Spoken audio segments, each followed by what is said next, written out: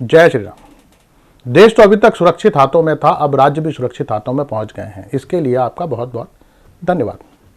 मंडल committee की धन्यवाद बैठक में मंडल अध्यक्ष सरदार जंडेल सिंह ने बताया, जो नए सीएम चुने गए हैं उसमें मध्य प्रदेश वाले दोनों हाथ से तलवार चलाने में माहिर हैं, तो छत्तीसगढ़ वाले सर कलम करने में।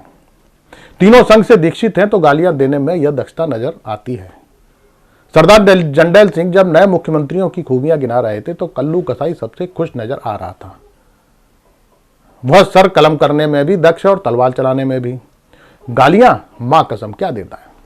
सच मानिए, आधी लड़ाई तो वह गालियों के दम पर ही जीत लेता है। बैठक में कल्लू कसाई अपने पट्टे भीमा कश्यप के कान में फुसफुसा रहा था, जब पंचायत चुनाव हार चुका नेता राजस्थान का सीएम बन सकता है तो कोई भी बन सकता है। बस प्रभु को पता हो कि पद पर बैठा व्यक्ति अपने दिमाग का ज्यादा इस्तेमाल नहीं करेगा। बैठक को संबोधित करते हुए जंडेल सिंह ने कहा कि मजबूत नेतृत्व देने का यह फायदा है कि अगर कोई क्रांतिकारी दर्शक विधानसभा सदन में कूद जाए तो सीएम खुद ही उसे आसानी से पकड़ लेगा।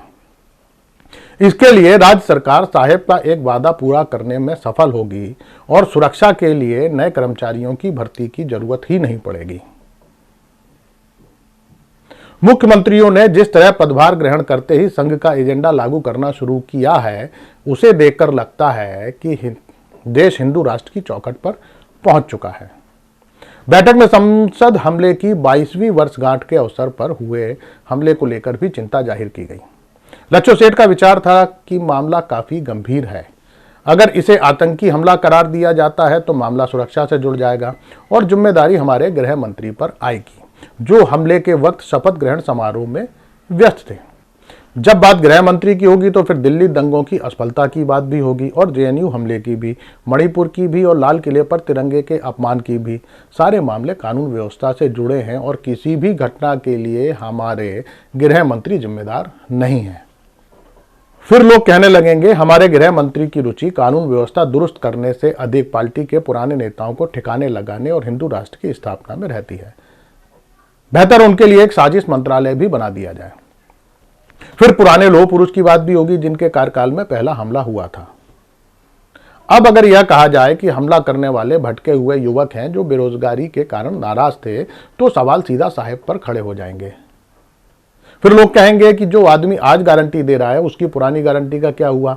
अगर हर साल 2 करोड़ रोजगार पैदा कर दिए जाते तो शायद इन युवाओं को भी रोजगार मिल जाता और वे संसद में पीले धुएं वाले पटाखे लेकर आते ही नहीं। इस मुद्दे पर गहन विचार के बाद तय किया गया कि इस पूरे मामले को वामपंथी आंदोलन जीवियों से जोड़ दिया जाए। हमलावरों में पकड़ी गई नीलम नाम की लड़की पहले भी किसान आंदोलन और पहलवान महिलाओं के आंदोलन में देखी गई है। मंडल की आईटी सेल को भी निर्देश दे दिए हैं जंडेल सिंह ने कि हमलावरों पर पर्सनल अटैक किया जाए। वैसे आपकी राजनीति का कोई जोड़ नहीं है। विपक्षी सांसदों को निलंबित कराकर मास्टर स्ट्रोक चल दिया। अब पूरा विपक्ष निष्कासन के खिलाफ हंगामा करेगा और सुरक्षा व्यवस्था के चूक का सवाल पीछे हो जाएगा।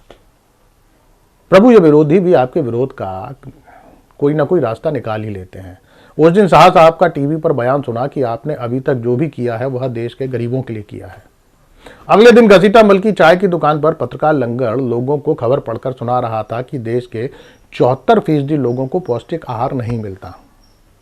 महिला कुपोषण के मामले में भारत पूरे दक्षिण एशिया में सबसे बुरी स्थिति में है। अब बताइए, 80 करोड़ लोगों को मुफ्त अनाज देना कम है जो अब इन्हें पौष्टिक आहार भी चाहिए। शेष कुशल आपका भक्त सेवक राम। नमस्कार।